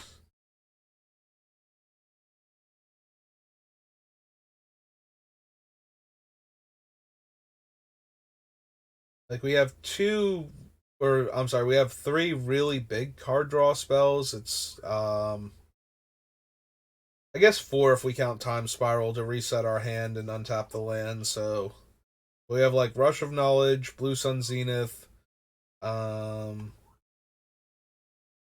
Flow of Knowledge, and what was the other one? Flow of Knowledge, Blue Sun Zenith is two, Rush is three. I guess Time Spiral is four. Yeah, so those are the like big all at once we draw a ton of cards. The rest of them are either proliferate effects because they're one shots or draw multiple cards. So we got rid of all of the things that are not in one of those three categories.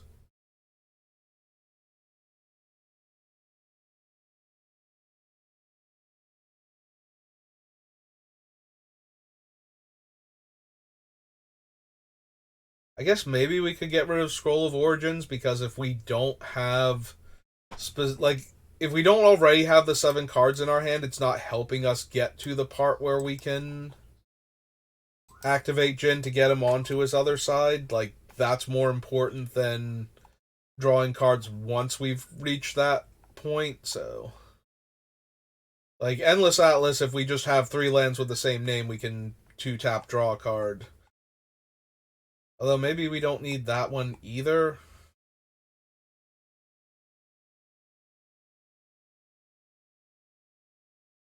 Yeah, maybe like the small extra draws that are tapping some of our lands are not needed.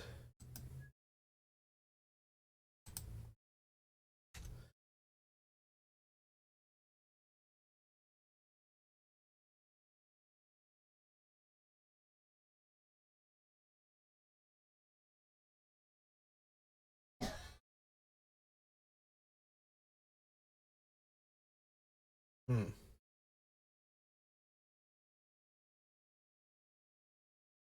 Endless Atlas. Okay, so if we cut those two.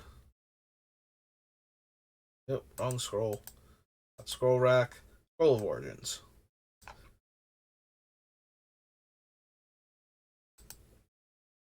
Atlas.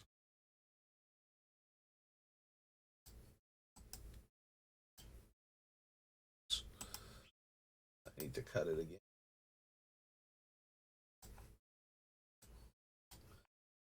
Alright, so that's down to 83. 23 more cuts.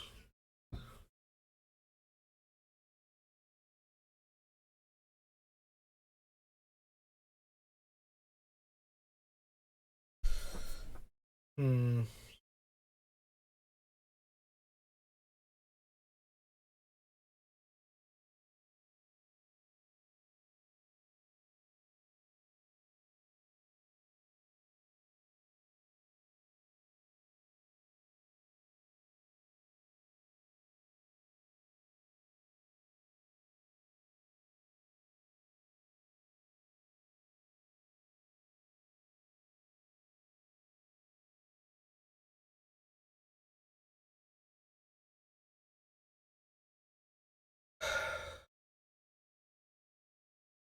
Twenty-three more cuts. Now we've cut a bunch of counter spells and card draw, so now it's getting harder to cut like any of those. We probably need to cut some mana rocks.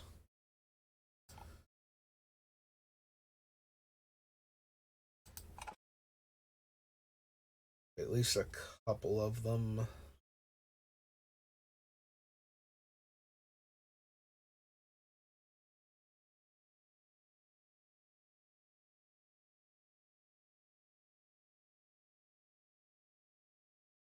And probably cut Cold Steel Heart and maybe Mind Stone. Have our cheaper mana rocks be like bigger jumps in mana for the most part, like Mana Crypt, Soul Ring, Grim Monolith, and Mana Vault.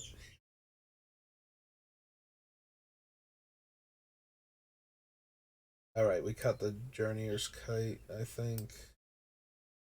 So, go ahead and get rid of that one. Like, we leave in Arcane Signet because it comes in untapped. We can almost definitely cut Cold Steel Heart. Like, we don't need a Sky Diamond, and that's all it is in this deck, normally.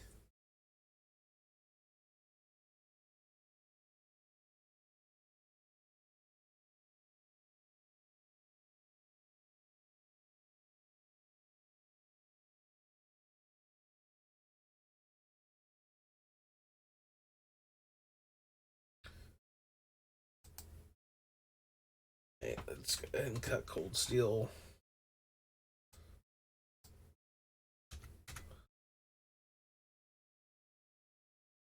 Let's back up here, go to 82. Yeah, as always, the last handful of cuts are always the hardest.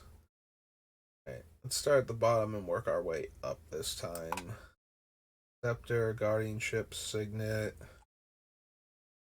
I feel like Mutineer as another, hey, let's get rid of this thing and give you a token. And oh, hey, all of the tokens go away.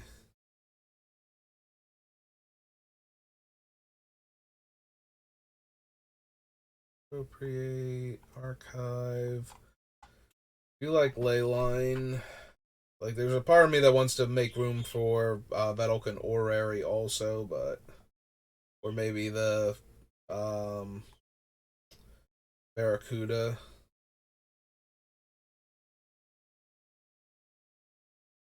Also, Gauntlet is spelled wrong. There we go. Bloody Jin is fine for right now. Like, it's gone down a little bit, I guess, but we still have enough counter spells in the deck that making all of them one cheaper and having a decent sized flyer is not terrible. I've cut so many other creatures, it seems questionable at best to cut him.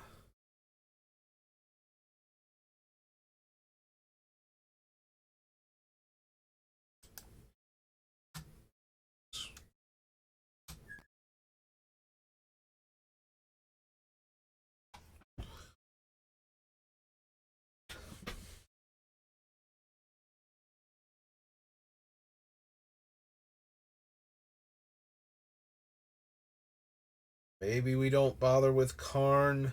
Karn's really good against other artifact ramp, but maybe we can cut him because he's only good against that. Like, the Narset stops other players from drawing extra cards and lets us dig for our non-creature spells, which most of our deck is. So Narset's going to find us a spell almost every single time, or find a whole lot of lands on top. Normally. So.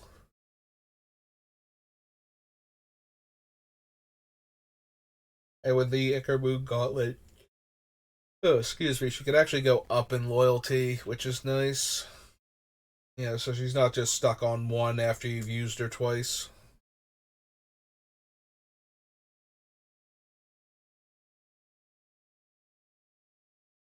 Like, I don't think we need to animate our stuff, and I don't think we need to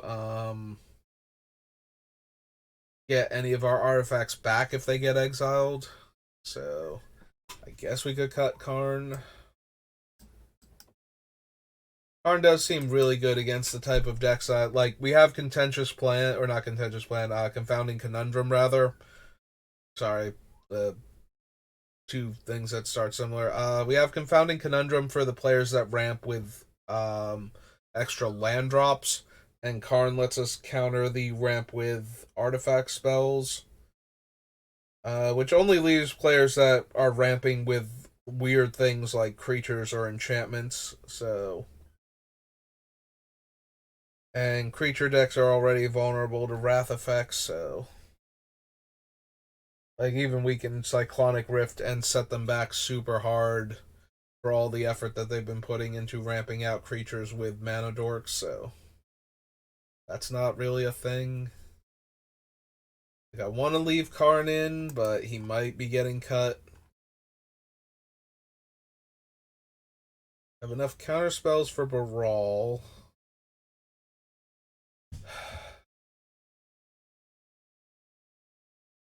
Maybe we cut Torrential Gearhulk.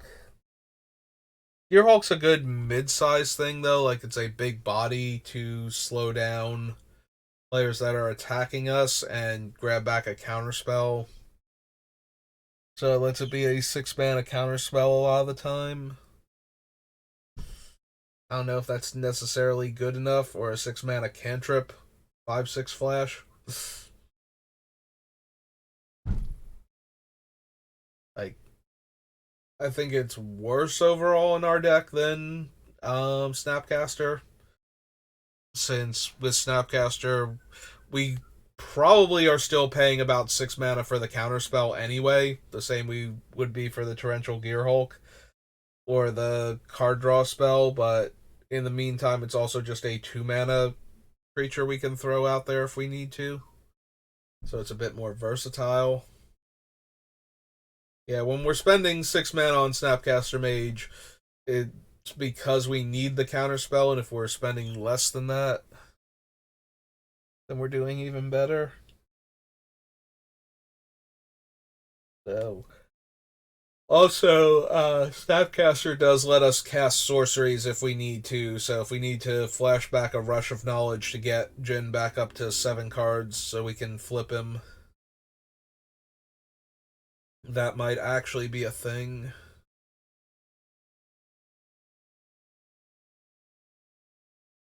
Hey, let's keep scrolling back up. See if we can find anything else that isn't at its best here. Alright, maybe we don't need Metamorph. I do really like Metamorph, though. It's 3 mana to copy any of our mana ramping artifacts. And when we're copying things like Soul Ring, Scepter, Lotus, and whatnot, it's really hard for that not to be good. And also being able to copy our non-legendary creatures and our opponents' things that might randomly be card draw effects or um, anything else that I find useful at the time.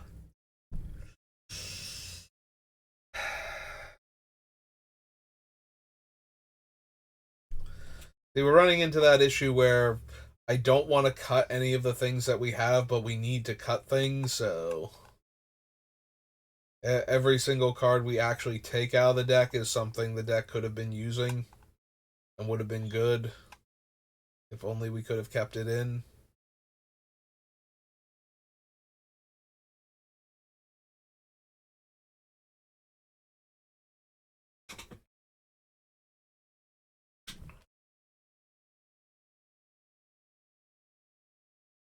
Maybe it is Decree of Silence. Maybe that's not good enough. Like, we flip Jin, we put all the things into play. Cool.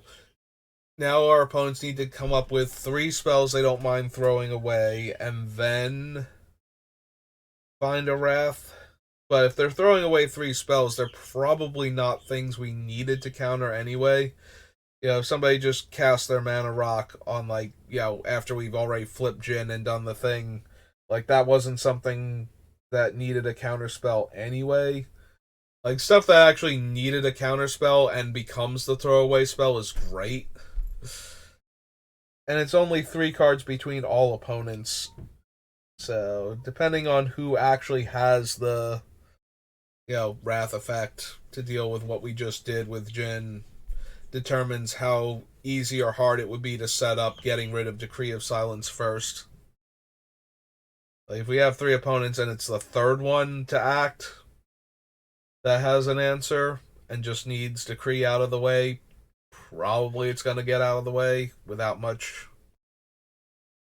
fanfare. Like, it might ruin the players in the long run to not have had those spells, but it's probably more important that they stop me from winning first if I've just flipped Jin back again than it is to worry about how they're going to deal with the other two players once I'm gone. So yeah, even if they use a real card or two, probably not good enough. Yeah, we'll cut Decree here.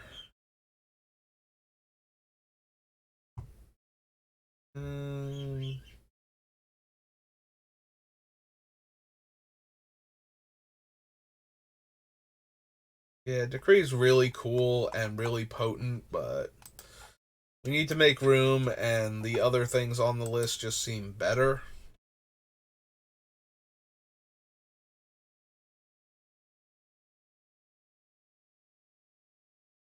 Alright, I feel like I'm slowing down a lot, um, figuring out what cards we want to cut, and I've been going for about 2 hours now. So I think we're good here. We'll save the other 21 cuts for the next stream.